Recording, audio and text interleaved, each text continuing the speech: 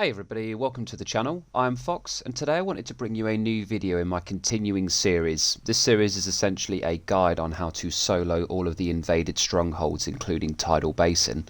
The main reason that I created this series is a lot of people don't currently do the named missions, and sometimes when you load into them you do end up just having to do it solo. They are typically the hardest missions in the game, particularly the strongholds including Tidal Basin.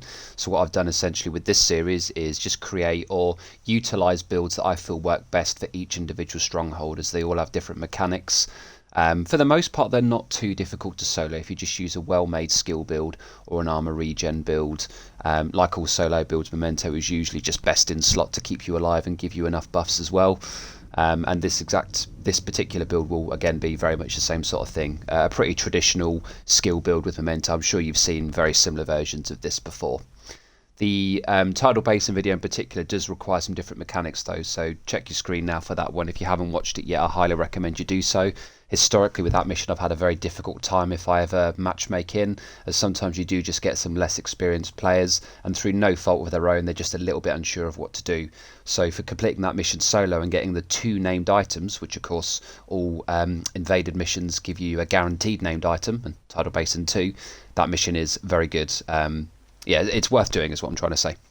This week we are looking at capital building. Again, this is going to be a solo run, so what I'll do in the usual fashion is go through the build with you all, and then I'll load into that mission, and each section I'll tell you exactly the best places to position and how to do it. It's not too difficult with this build, as like all skill builds they do a lot of the work for you, but yeah, I'll of course still take you through each section so you know exactly where to position and what to do.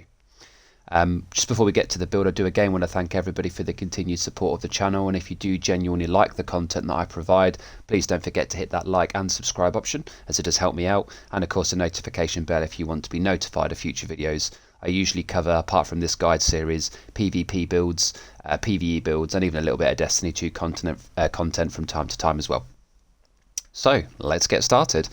You always want to be running Technician for the most part on any skill build, as it gives you a +1 skill tier and 10% skill damage by default, but where it is particularly strong for invaded missions is it gives you the additional damage to any mechanical item, so that includes things like warhounds and turrets, a very useful feature that is underrated, and a great passive talent for this particular build. Because we have the +1 skill tier as well, we are able to roll one of our pieces to red or blue. I'll let you decide which you prefer. For this build we are focusing a lot on the capacitor damage, so we have gone for red. The capacitor is, as I'm sure you all know, the absolute best in slot weapon for any skill build. It is way too good to use at the moment, comfortably outperforming literally any other skill based weapon in the game, including the Harmony. What it essentially does is give us a few very potent things. We have damage to armor and damage to health, which is really good for, I suppose, any build really, is that the damage trifecta. The best 3 attributes are health damage, damage to armor, and damage to targets out of cover. We have 2 of them on 1 weapon, so a fantastic choice. It also gives us a large amount of additional skill damage, 60% to be precise, and a large amount of additional weapon damage as well, just for having a skill tier 6 build. So an absolute must for this build. Other 2 weapons, I don't even use them. It's up to you what you have here. Moving on to the gear pieces themselves, we are using 1 piece of Fenris to give us the additional capacitor damage. As this thing hits so hard on this build, we want to get as much damage as possible against the more difficult targets, namely the heavies and the warhounds, and there are plenty of them in this mission, so I really wanted to maximise my damage here. What you want to do is exactly what I've done here. Every single piece on the build, which I've not yet been able to do, you need to have rolled to crit chance and skill damage. This is very important to really maximise the damage. The 2 skills don't need skill haste at all, as Memento more than fills in the need for that, as it gives us 30% skill efficiency, and these last for a ridiculous amount of time with relatively short cooldowns anyway. So absolutely what you see here, crit chance and skill damage as high as possible, is ideally what you want on every single piece. So we have the 1 piece Fenris there that is rolled to red weapon damage, and then everything else is rolled to yellow. You want to be running 3 piece Empress International. It is simply best in slot for any skill build, as it gives us both skill damage and skill efficiency, and skill efficiency is every skill stat in the game, including another 10% skill damage of course, but it's also things like skill haste for 10%, status effects, health, duration, repair skills. It's literally everything. So very important to get your 3 piece Empress on here. You'll get tons of this from your season pass, so make sure you're holding back the good pieces, and of course you can farm it in the summit quite effectively as well. Unfortunately, this isn't an amazing roll. It came with skill damage and status effects, which is great for a status build, but you know, there you would usually just use Eclipse Protocol. So not the best roll. I've not been lucky enough to get a good one yet. But what you do want to have on this, as well as if you can get the skill damage and critical hit chance, is kinetic momentum. It's a lot safer than glass cannon, and it pairs really well with your Memento backpack for all of the additional benefits that that gives us. What this essentially does is just gives us 15% additional skill damage per skill whilst they're actually deployed. So yeah, there's for me this is the only option to choose here. There are you could potentially look at Unbreakable for survivability, but kinetic momentum is fantastic, specifically when using these two skills. My other two pieces of Empress, again this is rolled to skill haste and skill damage because for some reason the game just refuses to drop good Empress for me. Once again I prefer the crit chance and skill damage. Luckily the knees did come, so again this is a perfect piece. This is exactly what you're looking for, crit chance and skill damage. And then the final piece of named high-end gear, is a Wyvern. Now a good alternative is you could run the Murakami knees here for the additional 1% armor regen and the 20% skill duration, which does help these two skills out. But to be honest, I actually prefer the Wyvern just for the additional damage. And of course we once again have the perfect roll here with skill tier, crit chance and skill damage. The final piece is Memento. You know, you'll either love this or hate it. I absolutely love it. It's, in my opinion, nearly a necessity for any solo build in the game. It is just too good not to use at the moment, as it comes with all three core attributes, and it gives us both long and short term buffs that are just insanely powerful. The long term is 3% armor regen, 30% skill efficiency, so of course that's 30% skill haste and skill damage, very important, and skill duration for our skills as well. The 30% weapon damage. We're also gaining an additional 15% from the Fenris as it's rolled to weapon, and of course the 10% from the Fenris brand set bonus, and all the weapon damage from and skill damage from the capacitors. So you can start to see where this all really kind of pulls together to give us a very large amount of skill and weapon damage. And then we even get some bonus skill efficiency, bonus armor and weapon damage for temporarily picking up a trophy. You don't need to worry too much about running to grab those with this build until after you've cleared the area for safety reasons. It's the long-term buffs that really make this one what it is. Without any of the buffs, you can see that my two skills are the assault turret, which is currently showing at 118k, but this will be drastically improved, and you'll watch the damage numbers throughout the mission. And then of course the striker drone, which currently hits for 74k. Now this is a very effective skill for distracting enemies. So I like to use the striker drone to essentially take care of the more dangerous enemies, which is usually the grenadiers, the drone controllers, and then your heavies. Warhounds will get melted with this build anyway, so they're not too much to worry about. But use your drone to focus the grenadiers that are kind of pummeling you, as it will just keep them off you a little bit. Mod wise, just go for duration and damage where possible. You can see I've got health on here as well, and then I've got damage, duration and skill haste on the turret. So yeah, just try and get the damage mods on there, and then anything else you can really do what you want to do. You can see my armor is currently 900k because Memento's given me the +1 armor core, and of course my skills are tier 6 because we have 5 yellows on the build, so the 4 bottom pieces here, the 5th being Memento and the 6th being the +1 from Technician. You also get the EMP grenades from Technician, which are very effective for shutting down Warhounds. When they stop moving for a second to fire at you, just throw an EMP grenade, melt them down, and then hopefully they'll EMP everything else in the room. So that is the build there. Screenshot that if you would like to. What we'll now do is load into Capital Building, Solo, Heroic, Invaded, and I'll show you how to do each stage. So you can now see we are at the start of Capital Building. What we're going to do is set this to Invaded. So the easy way to do that is you can just toggle the mission mode in the bottom right there if you've already completed it, or if you haven't for that matter. I already have for this week, so I won't get the named item at the end. But you can do that whilst you're selecting the difficulty as well. Just hold down Y for Xbox and triangle for PlayStation. So you can now see the difficulty settings show as Invaded. We're going to select Heroic. No mission directives. And of course you did see there that I'm running this as solo, so yeah, this is just going to be me today. Hostiles, and most importantly, so now that we're in combat, we're already building up kinetic momentum stacks. For this very first section, I actually like to push quite aggressively to the bridge. I'm not going to use my turret just yet. There's usually 2 or 3 enemies that are just under the bridge.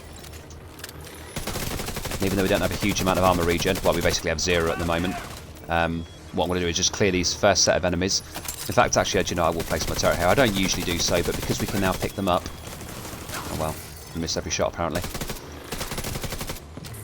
Thing is, a lot of these missions are RNG based, so for example this drone controller here, he isn't always here. Sometimes it's a grenadier, sometimes you'll have a heavy quite close, so it just depends on, you know, RNG I guess. But yeah, you just definitely want to flush out the enemies that are very close to the bridge and then push up to it. Grab some trophies whilst it's working that guy down. Pick this back up. Start getting our armor regen kicking in and our additional skill damage and weapon damage. So what I like to do is place the turret just here. Now you've got to be careful of grenadiers here, so pay attention to where they are, because if they go for your turret, they're going to hit you. So this spot can be a little bit risky. There's the heavy that I was talking about, so let's focus both of our skills on him. As you can see, he doesn't last at all with this build. Does a lot of damage, and this isn't even that well optimised. You'll see some earlier videos out there from other content creators that have already put together a high crit chance, crit damage, full skill tier 6 build. It's, you know, similar to this basically, but better optimised, and they are just ridiculous. So essentially just sit here for this wave and just clear what you need to clear. Nice.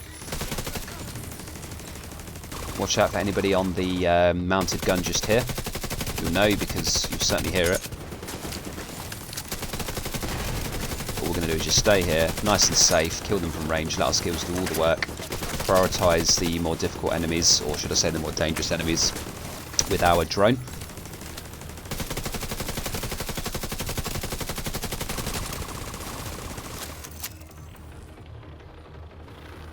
And that's that section done.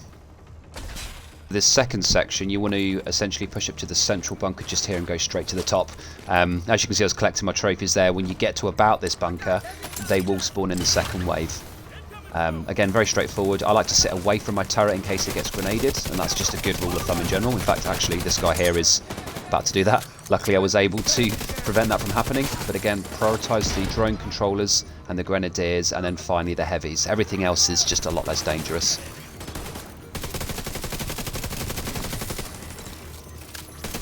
Oh, hello, buddy. Hello, mate. What are you doing up here? Didn't even see him come up behind me. You see, we have a heavy and a drone controller here, so I'm going to try and hit that drone controller where possible. Both my skills on him. I mean, yeah, they don't last long with this build. Honestly, Memento and Capacitor as a combination are just insane. Right now, we can start focusing this. So I'm going to break his chain first.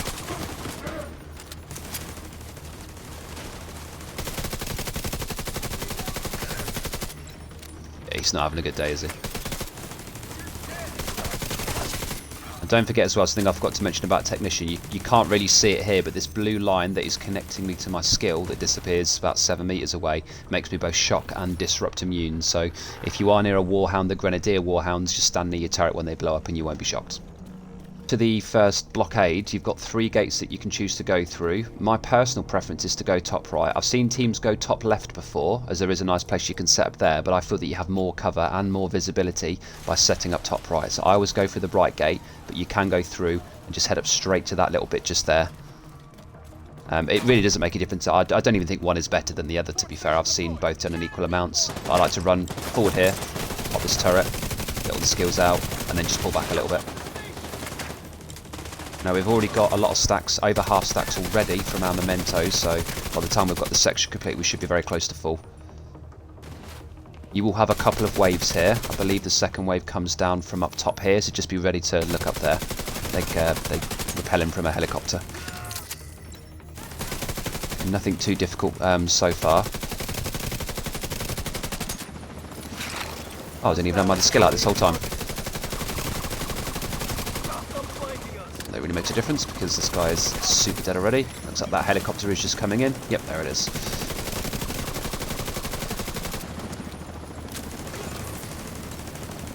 Ideally you want all of these enemies killed before it does, but you know, it's not really a major problem if you don't.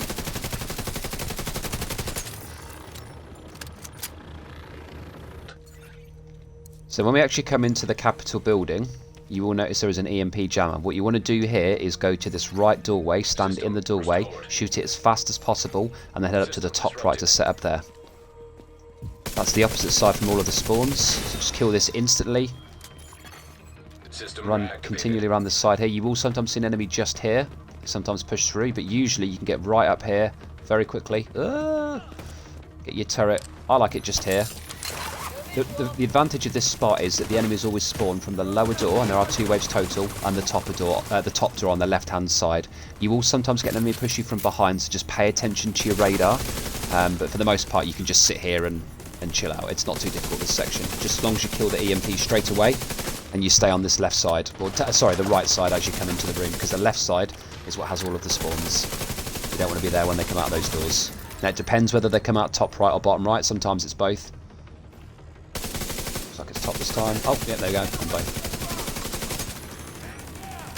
Then try and focus the, you know, the priority targets first. If you notice grenadiers, like this guy, that is absolutely your priority. So you always want to reassign your skills to these, because they're the one things that will put you under a lot of pressure.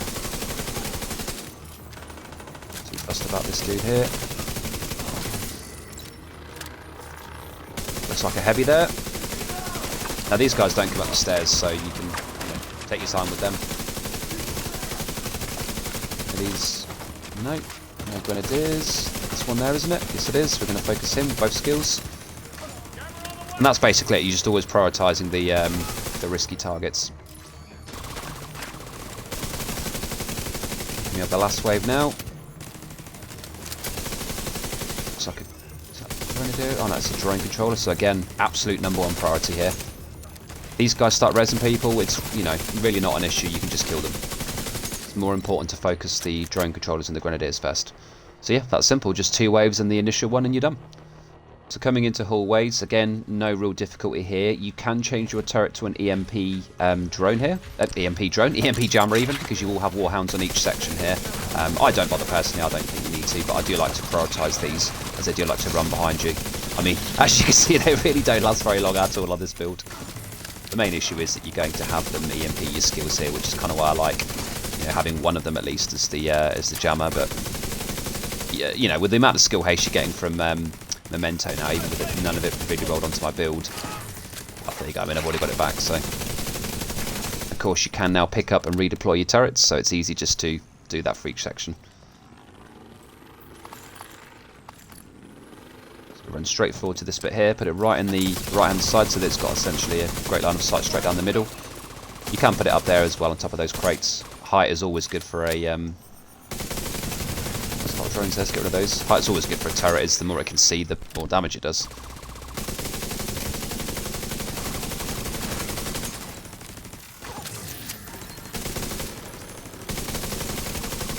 Finish these off, no reason to move from here at all.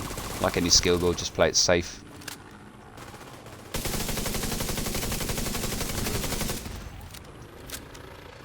Wait for you to come out of combat. Only then do we want to pick up our turret and move forward. And then we'll have the last wave just here, or the last few waves should I say. It's the same thing. Get your turret relatively central. I'm going to pull back a little bit here. That's a rusher, so he probably takes priority. As you can see, these warhounds just don't last. Oh, that's insane. There we go. That's the hallway completed.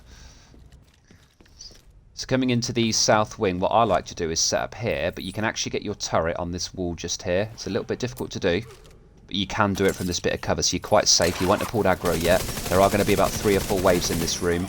If you need to pull out, do so. This is why you want to stay where I am, or in this general corner, because you've got the door right here. I don't like to open both doors, but you just got a little bit of respite, or a little sort of safety area if you do need to get out. Again, this area isn't too difficult. If you get your turret in place correctly, then it seems to work quite well. Looks like they've actually EMP jammered, or EMP grenaded my drone, which is, that's not cool. Weirdly, it doesn't EMP themselves.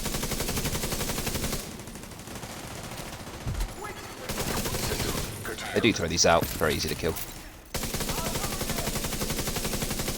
And luckily, because my turret is away from me, that is not EMP'd. Oh, actually stops rezzing everyone, that'll be super awesome.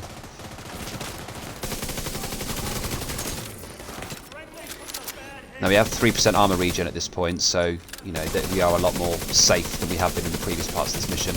Luckily this is definitely one of the easier rooms. It's really the very first area that is the most difficult actually, I find. And even the boss room is easier. Just because you don't have all of your memento stacks in the first area and there's a lot of open spaces that you can be flanked. Now that we're fully stacked up, we really didn't have that much to worry about. So again, you see the grenadier here. I'm always looking out for these.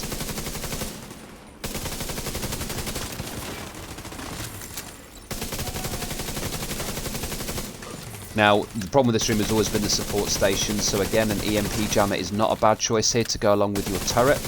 As the turret can see everything from that little spot up there, so you can always change your skill. They do so much damage that they literally go through the healing of them if you focus both skills and your weapon on one enemy. So you don't need to use the EMP there, but it's not a bad shot if you want to. But that's a drone control, that's very important. That's definitely a high priority target. Goes straight down.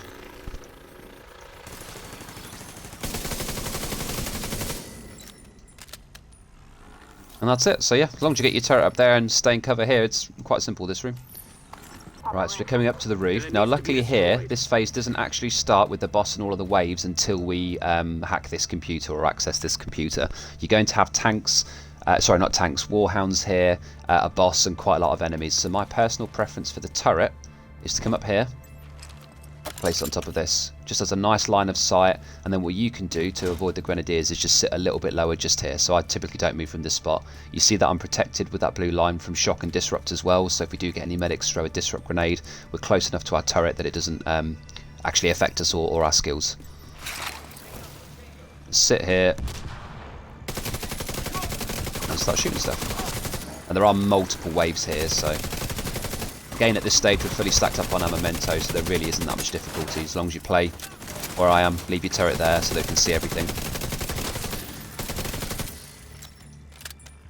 Just focus your priority targets.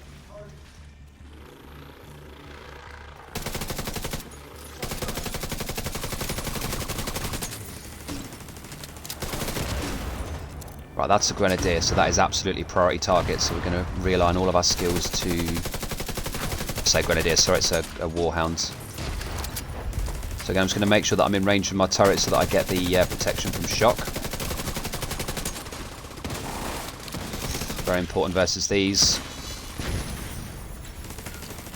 Back around here, so we're nice and safe. So this little spot here in range of your turret is just awesome. I don't usually flank this aggressively to the left, but again, there is that element of RNG with every wave in an invading mission, as you never quite know what you're going to get. There are always certain enemies that are guaranteed to appear, but a lot of them are just completely random. You need to be in the Shemmel area anyway, of course, because got to, I don't know, stay in the proximity of this antenna for some reason. I'm not sure why that's a thing, but it is what it is. Let's try and get that station out. Just use your radar, so you can see I've got something to my left already. I can actually see his crit plates. There we go. Getting some pretty big damage numbers here.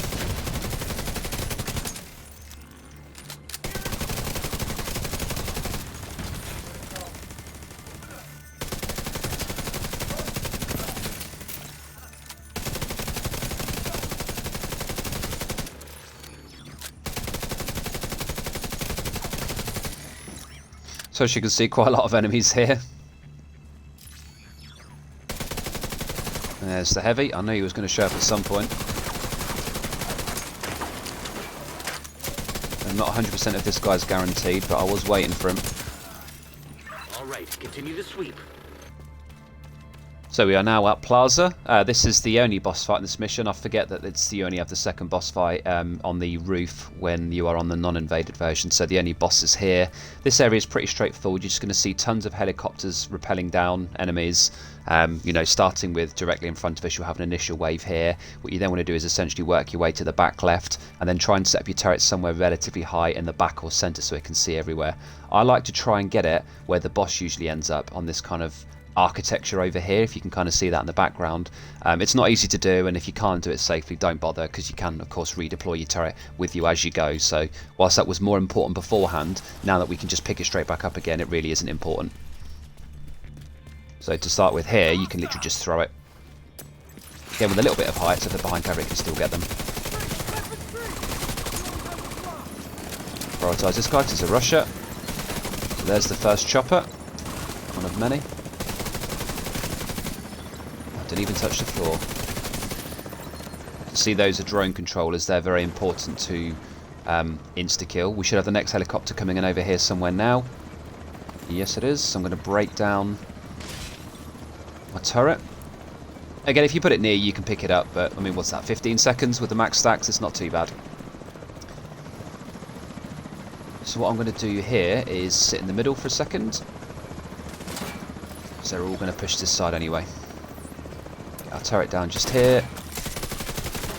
As I say, if you can, just get on top of like one of these crates here. That's generally the best place to put it. Blind. But I like this area, it's quite safe here. You've got a bit of cover left and right, so you're relatively well protected. Just again, use your radar, play it safe. There's the station. Next helicopter's coming in now.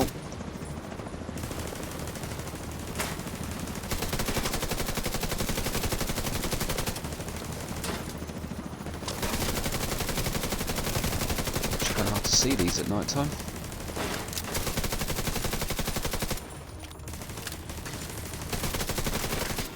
So as you can see, like, we're a bit of range here, so we're not doing as much damage with our weapon, but obviously they're at the same range and the same rule applies to them. So it's nice and safe here. Armor region keeping you topped off. Pretty straightforward stuff. We now have the third wave coming in. You see there's grenadiers there, so we'll need to watch out for them.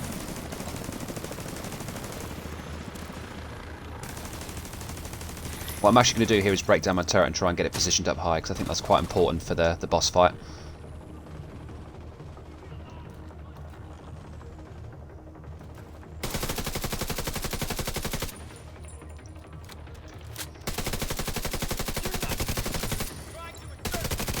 Finish off these little stragglers.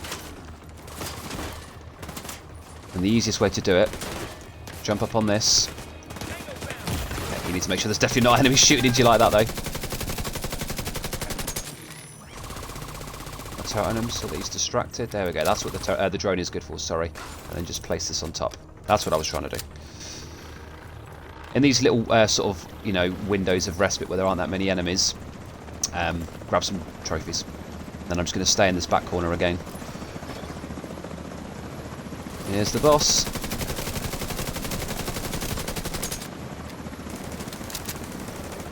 Already taken a pretty substantial amount of damage by the looks of things.